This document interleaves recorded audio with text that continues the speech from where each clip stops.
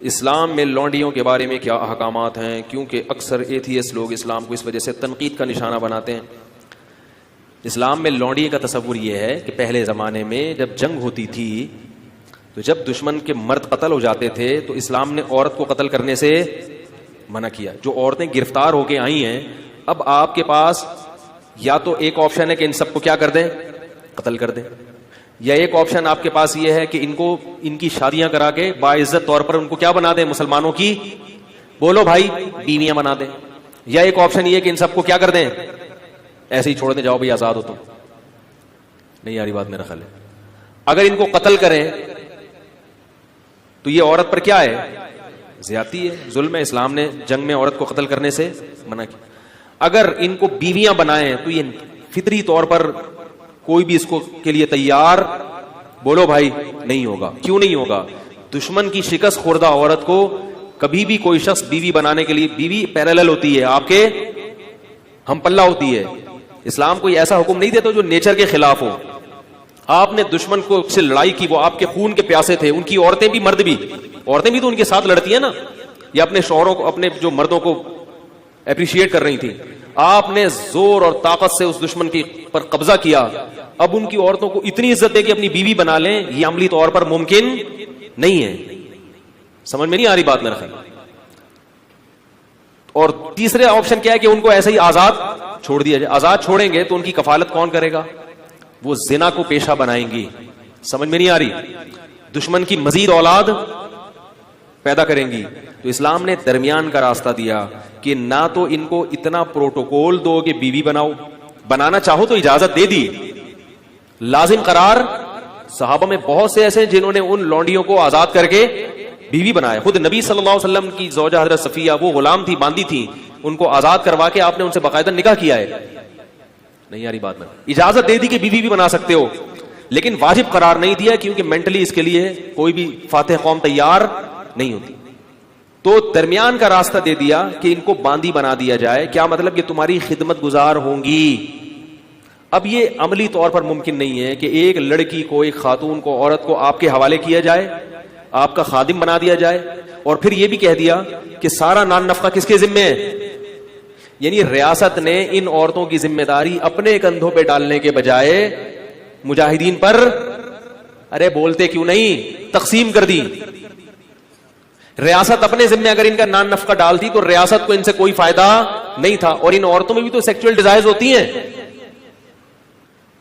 اب دیکھو کشمیر میں جب زلزلہ آیا بالاکوٹ میں، کئی ٹرسٹ بن گئے۔ میں اس وقت چیخ رہا تھا، حالانکہ میں بہت چھوٹا تھا اس وقت عمر میں چیخ رہا تھا کہ اس وقت مہم چلاؤ، یہ عورتیں جن کے مرد قتل ہو گئے ہیں یا بیچارے شہید ہو گئے ہیں زلزلے میں، ان کی شادی کا کوئی انتظام۔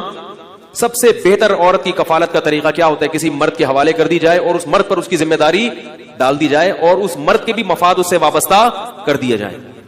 لیکن ہمارے یہاں ان چیزوں پہ کوئی بات بھی کرے تو کیا ہوتا ہے، اس کو بیوقوف سمجھتے ہیں لوگ۔ عیدی سینٹر حل تھوڑی ہے ان مسائل کا۔ تو اسلام نے یہ نہیں کہا کہ ریاست ان کی ذمہ داری اٹھائے گی۔ اسلام نے کیا کیا؟ وہ مجاہدین پر اس کو تقسیم کر دیا اور باندی بنا دیا کہ تم اس کے مالک ہو، سمجھ رہے؟ اور اس مالک ہونے کا تم کیا فائدہ اٹھاؤ گے کہ یہ تمہاری خدمت کرے گی، اور یہ کیا فائدہ اٹھائے گی کہ اس کی ساری زندگی ذمہ داری بولو بھائی نان نفقہ کس کے کندھوں پر ہے؟ تمہارے کندھوں پر۔ تو اس سے بہتر صورت ممکن سوٹیبل کوئی صورت ہو ہی نہیں سکتی تھی۔ پھر اسلام نے اتنے حقوق دے دیے کہ مجاہدین کی باندی تو بنا دیا، تو اب یہ نہیں ممکن تھا کہ اس سے سیکچوئل ریلیشن کو ناجائز قرار دے دیا جاتا، کیونکہ عملی طور پر ایسا ممکن کہ اس کو کہیں اور شادی سے بھی منع کر رہے ہیں آپ، اور آپ کے گھر میں بھی ہے وہ، اور آپ اس سے، اور اس میں بھی تو یہ اللہ نے خواہش رکھی ہے نا، اس کا بھی فائدہ ہے کہ مولا کو اس سے ریلیشن قائم کرنے کی اجازت دی جائے۔ اور پھر اس کے وہی احکام دے دیے جو نکاح کے ہوتے ہیں کہ کوئی اور مرد اس کو ہاتھ بولو بھائی، غیر مسلموں کے ہاں جو عورتیں جنگی قیدی ہوتی ہیں وہ پبلک پراپرٹی بن جاتی ہیں۔ وہ اس کو تو دیکھ رہے ہیں کہ اسلام نے باندی بنایا، اس کو نہیں دیکھتے کہ ہم باندی نہیں بناتے مگر پبلک کی کیا بناتے ہیں، پراپرٹی بنا دیتے ہیں۔ اور اگر اس کو نہیں بناتے تو اس کی سیکچوئل ڈیزائر کا کیا حال ہے؟ اگر آپ کے پاس کیسے سمجھائیں بھائی اگر نہیں بناتے پبلک پراپرٹی تو اس کی جو ڈیزائرز ہیں وہ کیسے پوری ہوں گی؟ تو اسلام نے بہترین حل دیا تھا کہ ان کو بیوی نہ بناؤ بلکہ کیا بنا دو، باندی بنا دو، اور ساری ذمہ داری کس پہ ڈال دو؟ اس کے مولا کے کندھوں پہ ڈال دو۔ اس سے پھر اس کو کچھ پروٹوکول بھی دیے اسلام نے۔ وہ پروٹوکول کیا دیے؟ نمبر 1 قرآن نے کہا کہ قسم کھا کے اگر توڑ دے تو غلام یا باندی آزاد کرنی پڑے گی. اگر قسم کھا کے آپ نے توڑ دی, آپ کی ملکیت میں اگر باندی یا غلام ہے تو وہ آزاد کیے بغیر کفارہ ادا. یہ جو ہم کہتے ہیں نا 3 روزے 10 غریبوں کو, یہ اس لیے کہ باندیاں نہیں ہے, غلام نہیں ہے. اگر غلام یا باندی ہو تو وہ آزاد کرنا پڑے گا. تو ان کی آزادی کا بھی اسلام نے کیا کر دیا, ارے بولو نا یار, بندوبست کیا کہ کسی بہانے سے ان کو کیا کیا جائے, آزاد کی. جب آزاد ہوگی تو وہ بھی احسان مانے گی کہ اس نے آزاد کر دیا, لہذا وہ مسلمانوں کی دشمن نہیں بنے گی, وہ احسان مانے گی. اور دوسرا پروٹوکول یہ دیا, اور کئی کفارے اس میں. زہار میں کفارہ کیا ہے کہ باندی کو آزاد کیا جائے. کسی کا غلطی سے قتل ہو گیا, اس کا کفارہ کیا ہے, باندی کو آزاد کیا جائے. اور پھر ویسے بھی کہہ دیا کہ اگر کسی نے ایک دفعہ بھی زبان سے کہہ دیا کہ باندی آزاد ہے تو یہ ریورس نہیں ہو سکتا. مذاق میں کہہ دیا, نبی نے فرمایا مذاق میں کسی نے کہہ دیا, غصے میں کہہ دیا, جان کر کہہ دیا, لا طلاق ولا عتاق فی اغلاق, فرمایا طلاق بھی ہو جائے گی اور غلام بھی آزاد ہو جائے گا. طلاق میں تو رکھا 3 طلاقیں ہیں, اور غلام آزاد کرنے میں 1 دفعہ. طلاق میں 1 طلاق کے بعد رجوع کا حق ہے, 2 کے بعد بھی ہے. غلام اور باندی میں رجوع کا حق نہیں. آئی بات. تبھی غیر مسلموں میں جنہوں نے اسلام کا وسیع مطالعہ کیا ہے وہ کہتے ہیں اسلام نے غلامی کو ختم کیا ہے, اسلام نے غلامی کو پروموٹ. اس زمانے میں سب غلام بنایا کرتے تھے, اسلام واحد مذہب ہے جس نے غلامی سے آہستہ آہستہ انسانیت کو آزاد کیا ہے. ایسے قوانین بنا دیے. اور پھر ایک پروٹوکول باندی کو یہ دیا کہ اگر مولا کی اس سے اولاد ہو گئی تو اب اس باندی کو فروخت نہیں کیا جا سکتا. مولا کے مرنے کے بعد یہ باندی, بولو بھائی, آزاد ہو جائے گی. نہیں یاری بات میرا, اگر اس سے اولاد ہو گئی آپ کے تو اب یہ باندی بالآخر آزاد ہو جائے گی. یہ پروٹوکول دے دیا اس کو. اور ایک عقد مکاتبت کی ترغیب دے دی قرآن نے کہ غلام یا باندی سے یہ عقد کیا جائے گا کہ اگر تم نے اتنے پیسے کما کے مجھے دے دیے تو تم کیا ہو, آزاد ہو. اور پھر حکم دیا مسلمانوں کو کہ جو غلام اپنے مولا کے ساتھ یہ ایگریمنٹ کر لے اس کے ساتھ کیا کرو, تعاون کرو.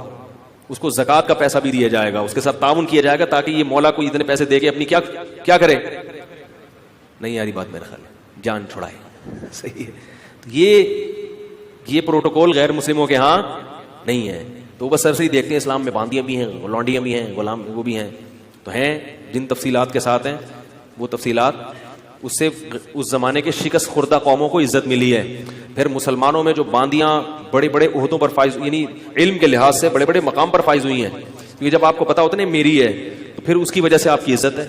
آپ کو پتا ہے یہ غلام میرا ہے, جتنا پڑھا لکھا ہوگا عزت کس کی ہوگی, میری. اس لیے مسلمانوں نے اپنے غلاموں کو پڑھایا لکھایا, تعلیم دلائی تاکہ ہماری عزت ہو معاشرے میں. بڑے بڑے محدثین غلام گزرے ہیں, سمجھ رہے ہو. نافع عبداللہ بن عمر کے غلام تھے. بخاری اور مسلم کے بہت بڑے راویوں میں سے اسلاف میں ان کا تذکرہ ملتا ہے. بخارا اور سمرقند سے قید ہو کر آئے تھے. بخارا جب روس میں لڑائی ہوئی تھی نا, صحابہ کرام کی فوجیں گئی تھی, یہاں سے گرفتار کر کے ان کو لایا گیا. عبداللہ بن عمر کے غلام بنے اور بخاری اور مسلم کے راویوں میں سے بہت بڑے محدث, بہت بڑے حدیث کے امام. کہاں سے لائے اور کیا بن گیا. یہ ہو گیا لونڈیوں والا. آج کل لونڈیاں نہیں ہیں کہیں بھی, کہیں آپ کسی ماسی واسی کو لونڈی سمجھنا شروع کر دیں. لونڈیوں کا سسٹم کیا ہو گیا. اچھا یہ بھی یاد رکھو, لونڈی سے سیکچول ریلیشن جب قائم کرنا جائز تھا کہ جب وہ اسلام قبول کر لے, یا وہ عیسائی یا یہودی ہو. اگر وہ عیسائی نہیں ہے, یہودی نہیں ہے, یا مسلمان نہیں ہوئی تو پھر اسے سیکچول ریلیشن کی اجازت, کیونکہ جیسے اہل کتاب سے ہی نکاح حلال ہے تو ایسے ہی باندیوں میں بھی ریلیشن صرف اہل کتاب یا مسلمان باندی سے تھا. جو مجوسی اور آگ کی پوجا کرنے والے, ان سے ریلیشن کی اجازت بولو بھائی نہیں تھی.